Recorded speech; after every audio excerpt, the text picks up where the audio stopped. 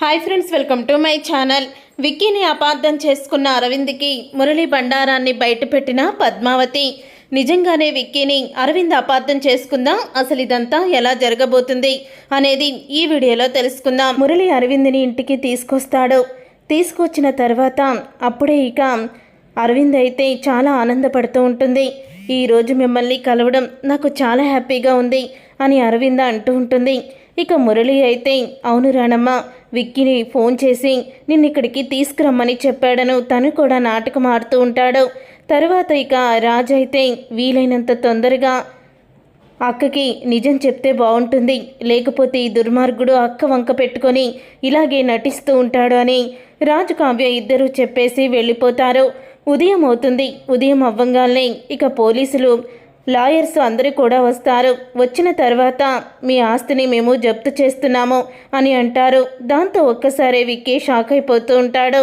ఏంటి మీరు చెప్పేది అని అనగానే, మీరు మీ ఆస్తిని వేరే వాళ్ళకి రాసిస్తున్నట్టు సంతకం కూడా పెట్టారు, ఇదిగోండి డాక్యుమెంట్స్ అని అంటూ ఉంటే అప్పుడే విక్కీ అయితే ఎవరు వాళ్ళు, ఎవరో టెస్ట్కి రాసేశారు మీరు అని అంటూ ఉంటారు. పోలీసులైతే మీ కుటుంబం మొత్తం కూడా ఇప్పుడు బయటికి వెళ్ళిపోవలసిందే అని అంటూ ఉంటే అప్పుడు ఇక విక్కీ ఇదంతా మురళి పని అని తెలుసుకొని మురళి కాలర్ పట్టుకుంటాడు. అరవింద్ ముందే మురళి కాలర్ పట్టుకొని ఇక మురళిని అంటూ ఉంటాడు, నువ్వే మోసం చేసి మా ఆస్తినంతా లాక్కొని ఇప్పుడు టెస్ట్కి రాసినట్టు వీళ్ళని నమ్మించి నువ్వు మా కుటుంబాన్ని రోడ్డు పాలు చేయాలనుకుంటున్నావా? అసలు నీ దుర్మార్గాలకి అంతులేదురా. ఇన్ని రోజులు మా అక్క క్షేమం గురించి, తను ప్రాణాలతో ఉండడం గురించి నీ నిజస్వరూపాన్ని బయట పెట్టలేదు. లేకపోతే ఎప్పుడో నువ్వు ఇంట్లో నుంచి బయటికి వెళ్ళిపోయేవాడివి. కానీ తప్పు చేశాను, మా అక్కకి నిజం చెప్పకుండా తప్పు చేశాను. ఎప్పుడైతే నువ్వు పద్మావతిని మోసం చేసి పెళ్లి చేసుకోవాలనుకున్నావో, పద్మావతి నిన్ను ప్రేమించిందని నా దగ్గర పద్మావతిని అనుమానించేలా చేశావో, నాటకమాడావో, మా అక్కని చంపాలని చూశావో, నన్ను పద్మావతిని కిడ్నాప్ చేసి రౌడీలతో మా ఇద్దరిని కూడా చంపించాలని చూశావో, అప్పుడే నీ నిజస్వరూపాన్ని అక్కకి చెప్తే సరిపోయేది. అప్పుడే ఇక అక్క నిన్ను వదిలేసేది. ఇప్పుడు నా కుటుంబాన్ని రోడ్డు పాలు చేస్తావా? నిన్ను వదిలిపెట్టను అని అంటూ ఉంటాడు విక్కీ అయితే మురళి కాలర్ పట్టుకొని. అప్పుడే ఇక అరవింద్ అయితే, ఏంటి విక్కీ నువ్వు చెప్పేది, ముందు ఆయన కాలర్ వదులు అని అంటూ ఉంటుంది. అరవింద్ అయితే అప్పుడు ఇక విక్కీ కాలర్ వదిలేస్తాడు. చూసేవరానమ్మా, తను తప్పుడు సంతకాలు పెట్టి ఇప్పుడు నన్ను నిలదీస్తున్నాడు. నేను పద్మావతిని పెళ్లి చేసుకోవాలనుకున్నానంట, నేను పద్మావతి మీద విక్కీకి అనుమానం కలిగించానంట. ఎన్నెన్ని అబండాలు వేస్తున్నాడో చూడు.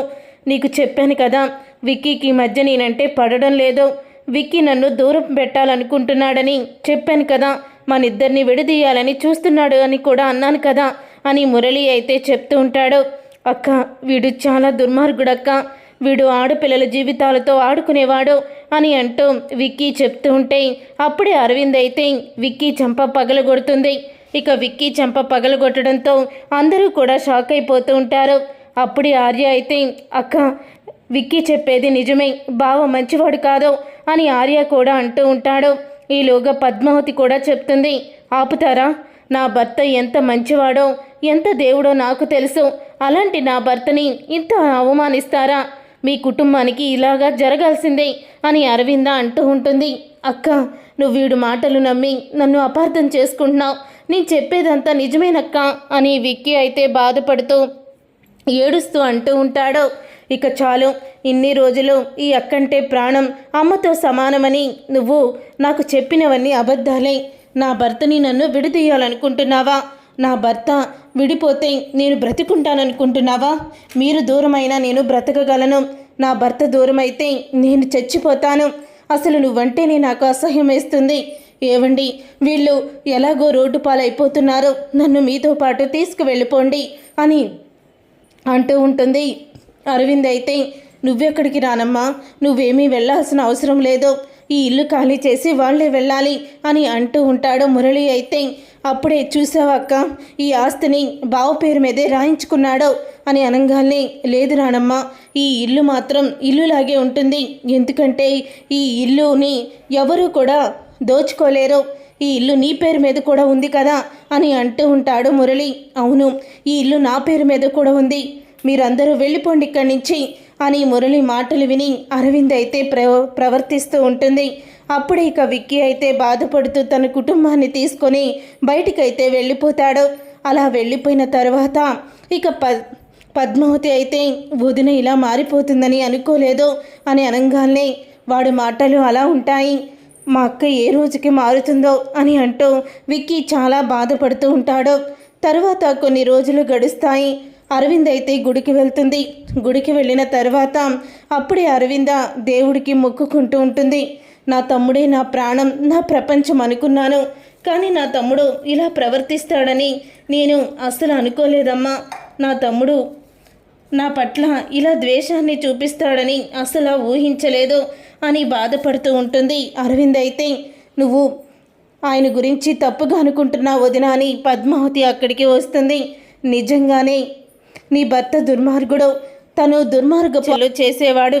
ఇప్పుడు కూడా నీకు చెందిన ఆస్తిని కొట్టేయాలని నీకు భర్తగా దగ్గరగా చెప్పుడు మాటలు చెప్తూ ఉండిపోయాడు అంటుంది. సరే వదిన, ఒకవేళ వాడు దుర్మార్గాన్ని సాక్ష్యాలతో సహా నీ ముందు బయట పెడతాను, అప్పుడైనా ఆ దుర్మార్గాన్ని నువ్వు చెప్పు తీసుకొని కొట్టాలి అని పద్మావతి అంటూ ఉంటుంది. అప్పుడే పద్మావతి మాటలు విని అరవింద్ అయితే సరే అయితే అని ఒప్పుకుంటుంది.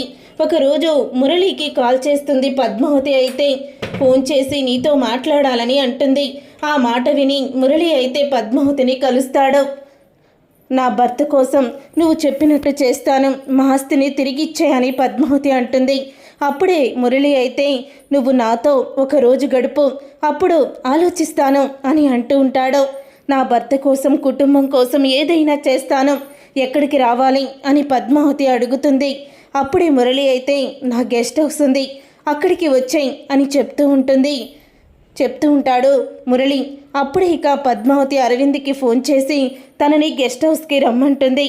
గెస్ట్ హౌస్కి వచ్చిన తర్వాత పద్మావతి అరవింద ఇద్దరు సేమ్ చీరలు కట్టుకుంటారు. ముందు పద్మావతి మురళికి కనపడుతుంది. కనిపించి గదిలో ఉంటానని గదిలోకి వెళ్తుంది. గదిలోకి వెళ్ళి పక్కకు వెళ్ళిపోయి అక్కడ అరవింద్ని చీకట్లో లైట్ కట్టేసి ఇక చీకట్లో అరవింద్ని నుంచోబెడుతుంది. దాంతో అక్కడ ఉన్నది పద్మావతి ఏనని మురళి అయితే అక్కడికి వస్తాడు. లైట్ కట్టేసావెందుకు అని మురళి అడుగుతూ ఉంటే అప్పుడే నేను చేసే పాపాన్ని నా ముఖంతో నేను చూడలేను అని అంటూ ఉంటుంది పద్మావతి. సరే అయితే అని కౌగిలించుకుంటాడు. ఇక కౌగిలించుకొని నువ్వు ఇంత ఈజీగా నాకు లొంగుతావని అనుకోలేదు పద్మావతి. నీ భర్త ఆస్తి కోసం నువ్వు నాతో ఒక రాత్రి గడపడానికి ఒప్పుకున్నావు. ఇదేదో నువ్వు మొదట్లోనే చేసుంటే సరిపోయేది కదా. మొదట్లోనే నా ప్రేమని ఒప్పుకోనుంటే నీకు ఈ పరిస్థితి వచ్చేది కాదు కదా. ఆ అరవింద్ని ఫినిష్ చేసి నేను నిన్ను పెళ్లి చేసుకునేవాణ్ణి, నీ సెకండ్ సెటప్గా ఉంచుకొని నీకు పట్టం కట్టేవాణ్ణి, మహారాణిలా చూసుకునేవాణ్ణి అని అంటూ ఉండంగానే వెంటనే లైట్ వేస్తుంది పద్మావతి. ఒక్కసారి పక్కకి తిరిగి చూసేసరికి అక్కడ పద్మావతి ఉంటుంది. తను కౌగిలించుకున్నది అరవింద ఉంటుంది. ఇక అరవిందని చూసి మురళి అయితే షాక్ అయిపోతూ ఉంటాడు.